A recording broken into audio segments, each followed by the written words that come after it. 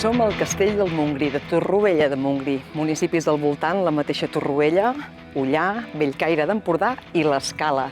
Segle XII-XIII. Inacabat, època de Jaume II. A uns 6 quilòmetres del mar, que avui està espectacular, i a 315 metres d'alçada. Ara bé, com és que un castell d'aquesta magnitud i ubicat aquí, al massís del Montgrí, no surt en un llibre tan determinant de la literatura catalana que està ubicat en aquest massís, precisament? Estem parlant de Solitud, de Víctor Català o Catalina Albert, digueu-li com vulgueu. Si voleu saber-ne més, si voleu saber el per què, a banda de conhortar-vos a llegir-vos el llibre, també us conhortem a veure el capítol que han fet sobre aquest massís i les seves històries. El nostre capítol es titula L'encantada del Montgrí i el trobareu a Patrimoni de Llegenda. Per si en voleu saber més.